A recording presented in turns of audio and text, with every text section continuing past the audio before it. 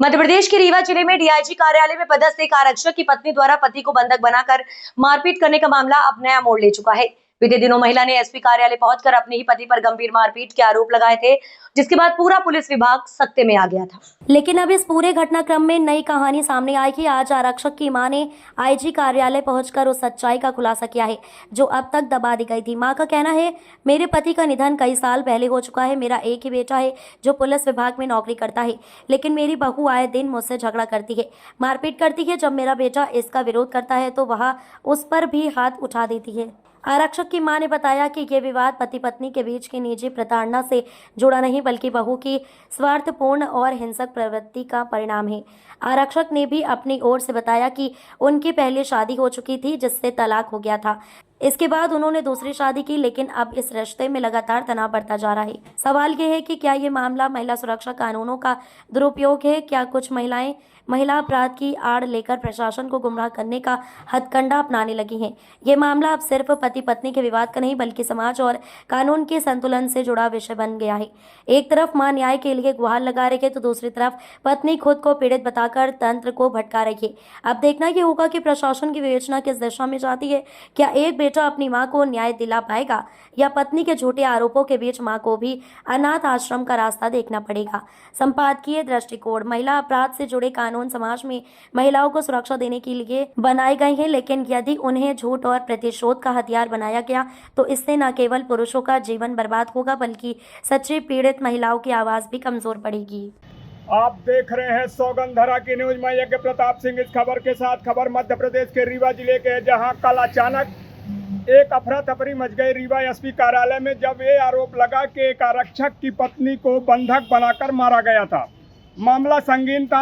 आनंद भवन में वरिष्ठ अधिकारियों ने संज्ञान लेते हुए कार्रवाई और मीडिया में बयानबाजी के बाद में जो मामला दूसरा निकल कर आया, आज उस पीड़ित की मां मेरे साथ में। आपको बता दें, महिला कानून और महिला सुरक्षा के लिए सरकार निरंतर नए नए कानून और नए नए नियम लागू करती है महिलाओं को सुरक्षित रखने के लिए। लेकिन यहाँ पर जो पीड़ित महिला माता जी हैं, लगभग इनकी 70 से 75 वर्ष होगी। इनके पति नहीं है, एक लौता इनका बेटा है।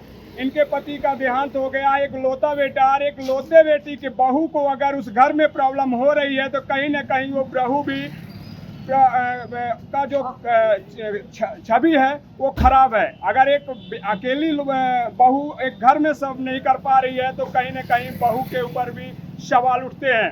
आग एक तरफ से नहीं लगती है, तालियां एक तरफ से नहीं बजाई जाती हैं। अगर 80 या 85 साल की मां को लेकर एक व्यक्ति अपने घर में नहीं रख सकता तो अकेले वो माँ कहाँ पर जाएगी और किस जगह पर जाएगी? और यही कारण है कि महिलाओं के कानून की वजह से बुजुर्ग माताओं को अनाथ आश्रम का सहारा लेना पड़ता है। और आज हमारे अनाथ आश्रम भरे पड़े हैं इन्हीं सब रीजनों के कारण। मैं माँ से बात करूँगा।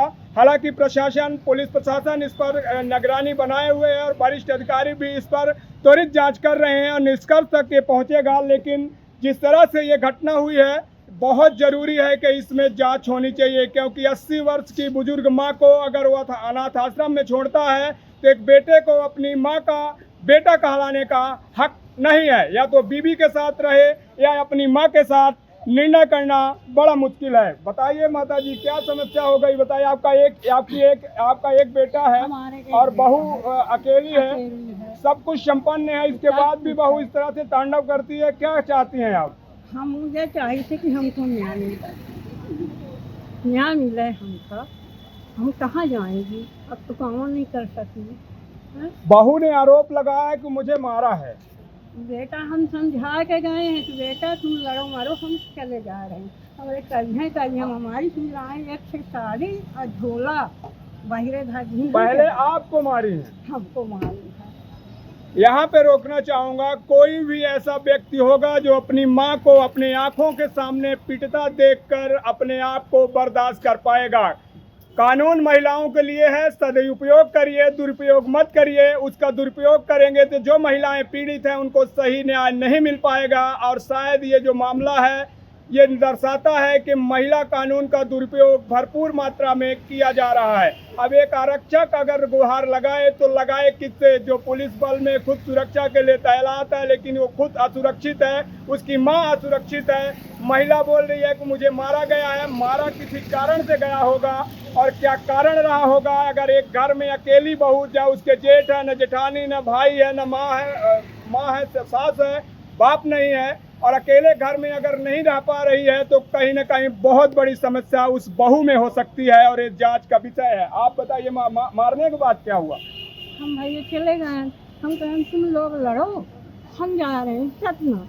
जब हम चले गए सतना, या पता पान की FIR दर्ज हो जाए, इंसान नहीं लिखी जाए। फिर आज 4-5 दिन से हम बिल्कुल उपवास हैं, और पानी तक नहीं पिए, मुँह सुखा जाए, फिर दौलत चले जाए। रोइए मत, रोइए मत।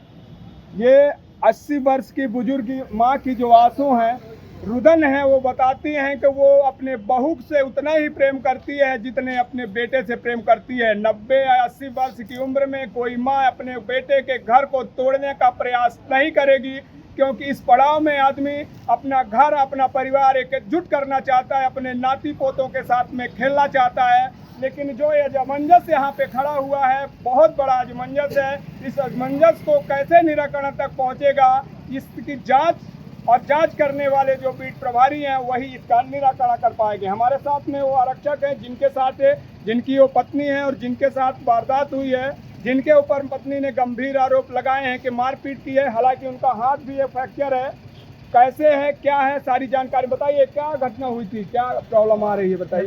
घटना सही प्रकार हुई थी सर, कि वो जब भी माँ मेरी यहाँ रहती है, जब भी वो वहाँ जाती है, तो उनके साथ वो गाली गलौज करती, पानी फेंक देती। एक बार तो उन्होंने दाल गरम फेंक दी थी इनके ऊपर। सर, हम लोग समाज की सुरक्षा करने के लिए समाज में हैं। अगर हम अपने घर की सुरक्षा नहीं कर पा रहे सर, हमारा इस विभाग में रहने का कोई मतलब नहीं है।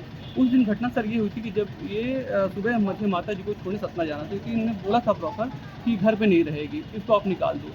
मैं जैसे ही सामान लेके बाहर निकला, ये माँ का हाथ मुड़ेड़ कर लात से मारने लगी उनको। इसका जैसे ही मैंने आवाज़ सुनी, मैं अंदर आया तो उसको मैंने ढोसा।